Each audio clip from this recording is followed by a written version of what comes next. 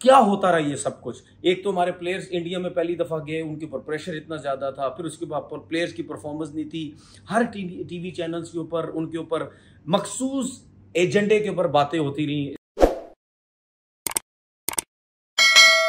अस्सलाम वालेकुम जी, कैसे हैं आप लोग? ठीक ठाक हैं। एक नई वीडियो के साथ हाजिर होते हैं और सबको पता है कि इस टाइम पाकिस्तान के जो सेमीफाइनल में आने की जो सूरत हाल है वो बिल्कुल ख़त्म हो चुकी है। उसकी छोटी सी डिटेल आपको बता देता हूँ। न्यूजीलैंड ने श्रीलंका के खिलाफ जो है वो रन रेट भी उनका ज़बरदस्त हो गया और वो जीत गए हैं। पाकिस्तान को अब इंग्लैंड के खिलाफ मतलब बहुत बड़े मार्जिन से जीतना होगा। वो बता देता हूँ वो क्या है। पाकिस्तान ने अगर पहले बैटिंग की इंग्लैंड के खिलाफ 300 रन किए और तकरीबन 289 रन से कामयाबी हासिल करनी होगी। मतलब 300 रन अगर पाकिस्तान पहले बैटिंग करेगा और 289 रन से हराएगा, जो कि नामुमकिन सी बात है। उसके बाद दूसरा ऑप्शन ये है कि अगर पाकिस्तान ने इंग्लैंड को 50 रन पर आउट किया तो पाकिस्तान ने यह हदफ तीन ओवर में पूरा करना है। और आप सबको पता है कि ये जो सेकंड वाला हदफ बताया है 50 रन वाला, ये भी नहीं हो सकता। और तीन जो है वो ओवर्स में 50 रन पे खैर हो ही नहीं सकता, 3 ओवर की तो बात की बात है। और देखिए बात यह है कि जिस तरीके से हम इस वर्ल्ड कप में आए, जो सिलेक्शन हमारी हुई, जिसमें चेयरमैन भी थे, जिसमें चीफ सिलेक्टर भी इन्वॉल्व थे, जिसमें हेड कोच भी इन्वॉल्व थे, जिसमें बाबर आजम भी इन्वॉल्व थे। और जो सिलेक्शन हुई उसके ऊपर काफ़ी बातें हुई। हसन अली की सिलेक्शन हुई, उसके बाद आपके स्पिनर्स की बिल्कुल परफॉर्मेंसेस नहीं थी। एशिया कप में आप हालात देख लें। फिर उसके बाद जो हमारे ओपनर्स थे, जिस तरीके से इस वर्ल्ड कप में उन्होंने क्रिकेट खेलनी शुरू की, वो बिल्कुल थकी हुई थी। इमाम को आप देख लें, मतलब वो उस लेवल का प्लेयर ही नहीं है। आपका इस वर्ल्ड कप के अंदर जिस तरीके से अटैकिंग क्रिकेट खेलते हुए हमें नजर आई, वो बिल्कुल भी हमारे बैट्समैनों की तरफ से बिल्कुल भी नहीं थी। उसके बाद फखर जमान एक मैच खेला, फखर जमान को रेस्ट करवा दिया गया। हम भी यही बात करते रहे कि भाई अगर फखर जमान ने रेस्ट किया है तो इसका मतलब उनकी अपनी गलती थी, वरना फखर जमान जैसा प्लेयर, ऐसा इंपैक्ट प्लेयर वो टीम से ड्रॉप नहीं हो सकता था। उसके बाद उनको मैच खिलाया, उन्होंने भी एक मैच में बड़ी अच्छी बैटिंग की। फिर उसके बाद जो 100 रन की जो इनिंग खेली, एक्स्ट्राऑर्डिनरी इनिंग खेली उन्होंने जो है। उसके बाद फिर उनकी प्रेस कॉन्फ्रेंस हुई, उन्होंने बातें की जो मैं अनफिट नहीं था, मुझे पता नहीं क्यों ड्रॉप किया गया। फिर उसके बाद बाबर आजम के बारे में इतनी गलत जो है वो बातें होने लग गई। उनके ऊपर टोटल एजेंडे के ऊपर उनके ऊपर अटैक होता रहा। पाकिस्तान क्रिकेट बोर्ड की तरफ से चीज़ें लीक होती रही। मतलब क्या होता रहा ये सब कुछ। एक तो हमारे प्लेयर्स इंडिया में पहली दफा गए, उनके ऊपर प्रेशर इतना ज्यादा था, फिर उसके बाद प्लेयर्स की परफॉर्मेंस नहीं थी।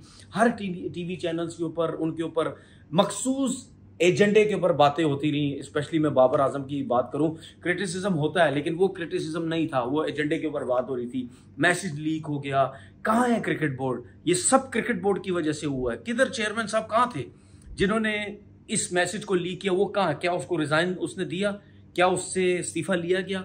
हमेशा वर्ल्ड कप खत्म होता है, कोई बड़ा इवेंट खत्म होता है, उसमें प्लेयर्स के ऊपर तलवारें लटक जाती हैं। जी प्लेयर्स की वजह से सब कुछ हुआ है, चीफ सिलेक्टर की वजह से सब कुछ हुआ है।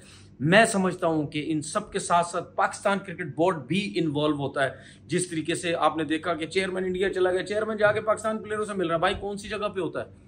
ऐसा बिल्कुल नहीं होता, किसी जगह पे ऐसा नहीं होता है कि किसी भी कंट्री का जो चेयरमैन है वो टीम्स के साथ जाके मिले। हम अपनी दुकान चमकाने के लिए, हम अपने ये सब चीज़ें करने के लिए जो है वो सब कुछ जो है हम वो करते हैं, हालांकि ये चीज़ें नहीं होनी चाहिए। उसके बाद आप देख लें क्या हुआ अभी वर्ल्ड कप के दौरान। ठीक है, चीफ सिलेक्टर के साथ क्या हुआ? चीफ सिलेक्टर का जो हाल कर दिया इन लोगों ने, ठीक है, उनको रिजाइन करने का जो है वो बोल दिया। तो बात यह है कि ये वर्ल्ड कप से क्या कहते हैं, वर्ल्ड कप के बाद ये सब चीज़ें होनी चाहिए थी। हमने सब कुछ वर्ल्ड कप के दौरान जो है वो किया। और उसके बाद आपने देखा चीफ सिलेक्टर ने रिजाइन भी दे दिया। परफॉर्मेंसेस की बात करते हैं, ना बैकअप आपके पास, ना ओपनर्स का बैकअप, ना स्पिनर्स का बैकअप। वर्ल्ड कप से पहले हमारे फास्ट बॉलर ऐसा समझ रहे थे, दुनिया ऐसी समझ रही थी कि इससे बड़ी बॉलिंग लाइनअप कुछ भी नहीं है। ना किसी ने नए बॉल से इतनी ज़बरदस्त बॉलिंग की, ना किसी ने रिवर्स स्विंग अच्छी की, ना किसी ने स्पिन किया, कुछ भी नहीं हुआ।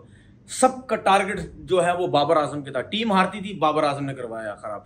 रन्स नहीं हुए, बाबर आजम ने कराया। जब टीम जीतती थी तो उसने बाबर आजम को जो है वो कुछ भी कोई मुबारकबाद नहीं देता कि भाई टीम जीती है, आपकी वजह से जो है वो जीती है। हमारे पास टैलेंट है लेकिन हम सिफारिश के ऊपर लगे हुए। जिसको देखो, जिसने ना क्रिकेट खेली वो टीवी पे बैठ के क्रिकेट समझा रहा। मैं और भाई दुनिया में कहीं नहीं होता, टीवी चैनल्स पे सिर्फ क्रिकेटर्स का काम है। ये जर्नलिस्ट मतलब रिपोर्टर का काम नहीं है क्रिकेट के ऊपर बात करना। दुनिया का जितना बड़ा भी जर्नलिस्ट है वो सिर्फ टीवी पे कभी आता है, वो सिर्फ नॉर्मल एक क्रिकेट की बात करता है, वो टेक्निकल बातें नहीं करता। वो ये नहीं कहता कि जी चीफ सेलेक्टर ने क्या टीम सेलेक्ट कर ली, कप्तान ने क्या टीम सेलेक्ट कर ली। ये दुनिया का हमारे पड़ोस में भी जर्नलिस्ट जो है इतने बड़े बड़े नाम है, वो भी कभी इस किस्म की बातें नहीं करते। हमारे पत्नी तुरम खान सारे ला के टीवी में बिठा देते, जिनका न सर न पैर, न कभी बल्ला पकड़ा, न कभी गेंद की, उनको पता ही नहीं किसी चीज का। वो टीवी में बैठ के पूरा पूरा मैच जो है वो डिस्कस कर रहे होते। वो भाई उनका क्या काम है? उनका कोई काम नहीं है। सिर्फ रेटिंग के लिए, सब बाजियों की वजह से इस किस्म के लोग जो है वो टीवी पे जो है वो बैठ जाते। तो आपकी बर्बादी होनी है। सब अपनी सेटिंग उनके चक्कर में। हमारे क्रिकेटर्स जो है वो टीवी पे बैठे हुए, ना कभी सीधी बात करते हैं, ना कभी कुछ करते हैं। इन क्रिकेटर्स की वजह से हमारी टीम बर्बाद हुई है।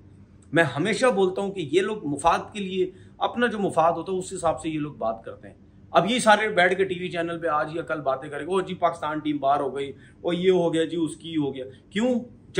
जब चीजें गलत हो रही होती है ये बिल्कुल वहां पे बात नहीं कर रहे होते, उस बिल्कुल सारे खामोश होते हैं। चेयरमैन क्रिकेट बोर्ड से सारे जाके मिलते, भाई नहीं मिलना चाहिए आप लोगों को, खुद मेरिट पे नहीं है। जब आप इलेक्शन करके मेरिट पे आओगे तब आपसे प्लेयर मिलेंगे, लेकिन सारे चले जाते हैं मिलने के लिए। मेरी समझ से बाहर है। ये कैसे चीजें ठीक होंगी? ये उस टाइम चीजें ठीक होंगी जब आपका पाकिस्तान क्रिकेट बोर्ड का चेयरमैन जो मेरिट पे आएगा, जो नीचे आके सिस्टम सही करेगा, जो नीचे कुछ हो रहा है, जिनको उसने नौकरियां दी हुई हैं, उनसे पूछगछ होगी कि भाई मैंने आपको नौकरी पे बिठाया था, आप क्या कर रहे हो, आपने किन लोगों को ला के बिठा दिया, कोई चीज तरीके की नहीं हो रही। तो मेरे ख्याल में ये चीजें जब तक क्रिकेट बोर्ड की तरफ से ठीक नहीं होगी तो कभी भी आपकी ये चीजें जो है वो ठीक नहीं हो सकती। हम यही करते रहेंगे, वर्ल्ड कप के बाद उस कप्तान को हटा दो, वर्ल्ड कप के बाद उस हेड कोच को हटा दो, मिकी ऑर्थर इतने पैसे ले रहा है, हेड कोच इतने पैसे ले रहा है, उसके ऊपर कोई नहीं आएगा। वो क्या कर रहे हैं? मोर्नी मोरकल इतने पैसे, वो क्या कर रहे हैं? क्या उन्होंने इतना पैसा लिया इस वजह से ये पाकिस्तान टीम की इतनी जो है वो परफॉर्मेंस हुई है? मतलब थका हुआ सिस्टम बनाया हुआ, थका हुआ क्रिकेट बोर्ड आ जाता है, फिर उसके बाद कहते हो प्लेयरों को जाओ जाके सब कुछ करो। सिलेक्शन होती है, गलत होती है, जिसके ऊपर हम बार बार बात करते हैं कि भाई सिलेक्शन जो है वो गलत हो रही है। लेकिन बात ये है कि जब तक ये चीज़ें ठीक नहीं होगी हम हर साल रोते रहेंगे, हर वर्ल्ड कप के बाद हम रोते रहेंगे। मैंने पहले ही बोला है कि मेरी ज़िंदगी में ये चीज़ें कभी भी नहीं ठीक होंगी, ना आगे चल के होंगी, क्योंकि मेरिट है ही नहीं। करप्शन, सियासत इतनी है जिसकी वजह से हम रोज़ रोते पिटते रहते हैं कि यार ये चीज़ें कैसे ठीक होगी। अपना बहुत बहुत ख्याल रखिएगा।